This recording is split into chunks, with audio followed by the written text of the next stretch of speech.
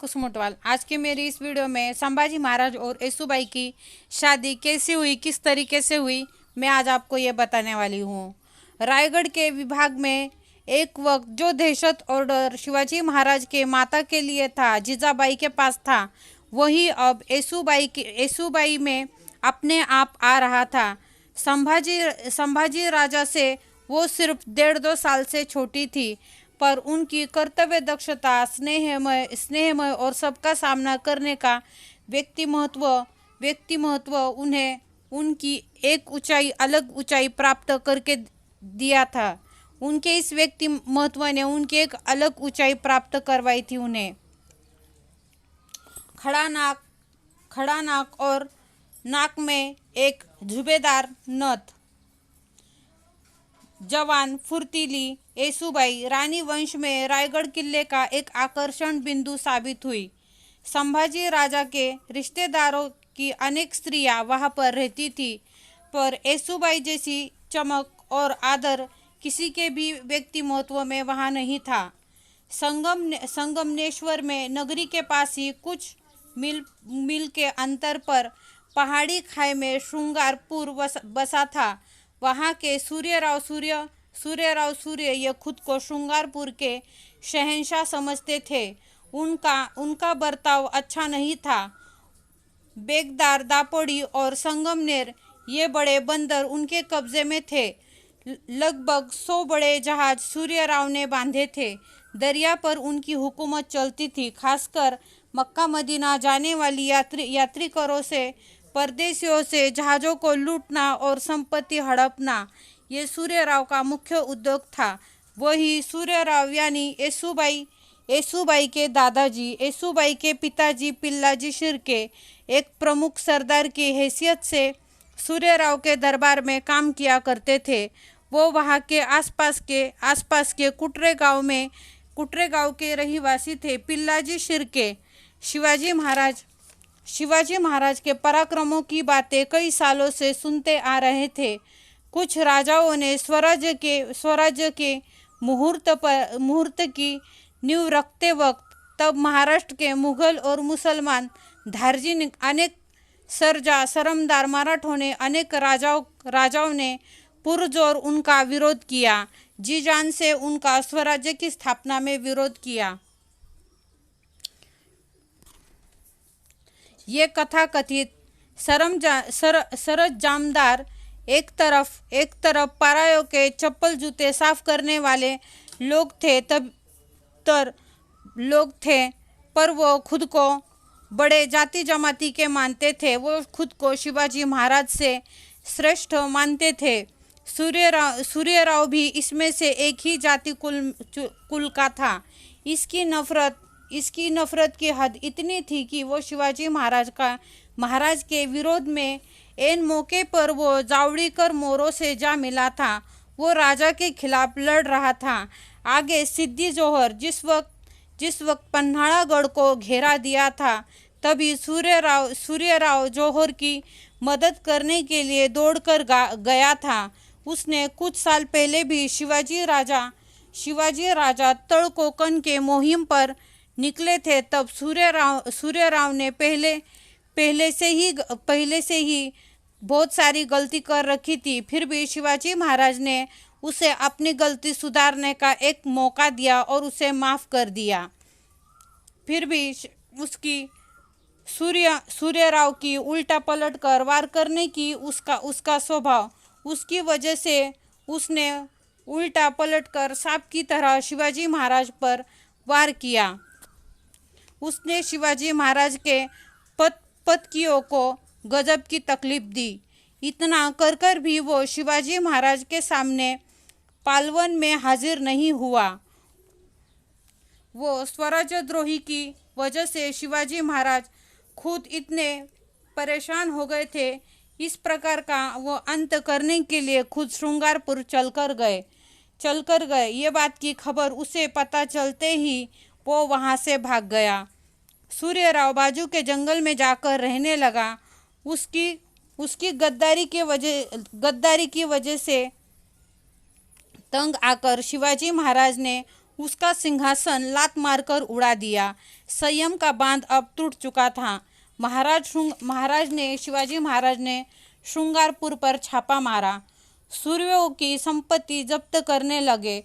तब 6-7 साल की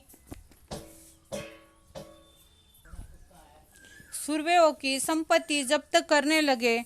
तभी 6-7 साल की एक छोटी सी येसु पर्दे के पीछे से महाराज की ओर आदर युक्त डर की नज़र से देख रही थी। उसके दादाजी भाग गए। ये सुनकर उसे बहुत बुरा लगा, पर उसके पिता पिल्लाजी शिर्के मात्र धैर्य से वहां पर ही खड़े थे। सुरवों की जब्त की गई संपत्ति की गिनती जारी थी। स्वार सेवक वहां के चांदी के बर्तन समय की लंबी ऊंचाई की समय अनेक नक्शीदार हंडे ऐसा सामान सुमान बांध रहे थे। तभी शिवाजी महाराज देखते हुए वहां आए।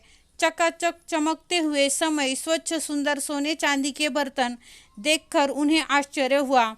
वो बोले, ऐसी संपत्ति क्या पूरे बाड़े में खचाखच भर रखी है? इतनी शानदार पद्धति से किसी अनुभवी स्त्री के बगैर ये देखरेख नहीं हो सकती।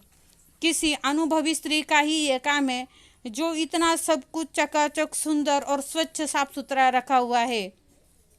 तभी पिल्लाजी शिर्के बोले, ये जादू हमारी कन्या येसु की है। पिल्लाजी राव बोले, महाराज ने दूसरे एक दालन में प्रवेश किया।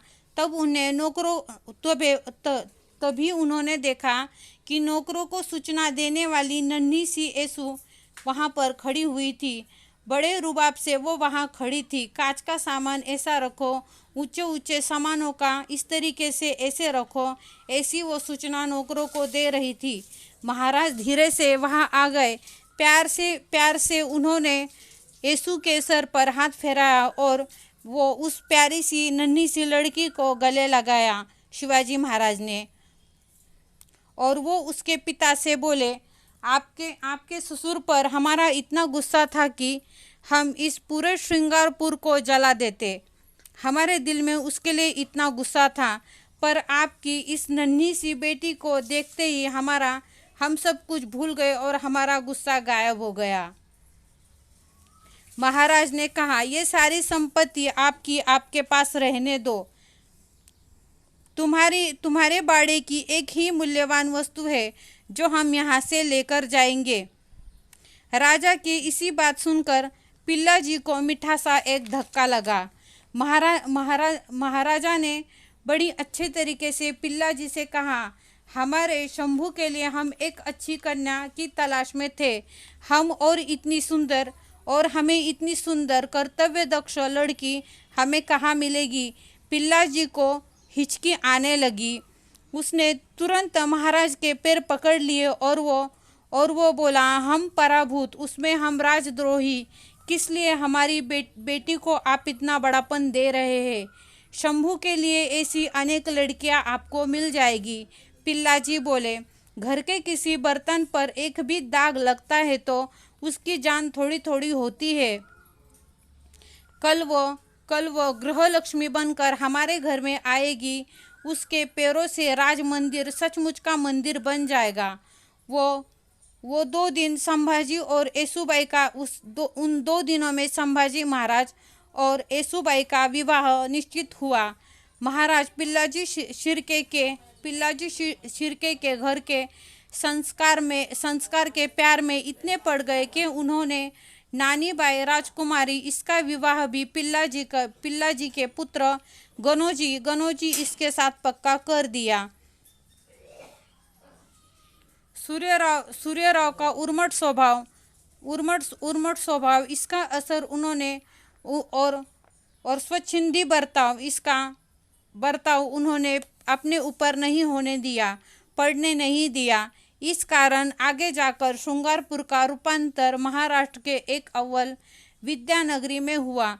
पिल्लाजी की हर तरीके की शिक्षा में उनकी रुचि थी, उनका हर शिक्षा में खिंचाव था उनका, पर उनसे भी ज़्यादा येसुबाई का हर विद्या को सीखने में येसुबाई का खिंचाव था। संभाजी और येसुबाई बचपन से ही साथ में बैठकर पाठशाला में पढ़ा करते थे। संभाजी राजा को येसुबाई उनकी धर्मपत्नी समझ होने से ही पहले उन्हें वो उनकी पाठ मैत्रीण, सहकारी, बचपन की साथी ऐसी बात उनके दिल में बैठ गई थी। बाल मैत्रीण की वजह से इनके रिश्ते को बचपन की बाल मैत्री की वजह से इनके रिश्ते को एक अलग ही किनारा मिला। धन्यवाद। अगर मेरा वीडियो पसंद आ जाए तो लाइक, शेयर, कमेंट, सब्सक्राइब ज़रूर कीजिए और बेल आइकन को भी दबाएं।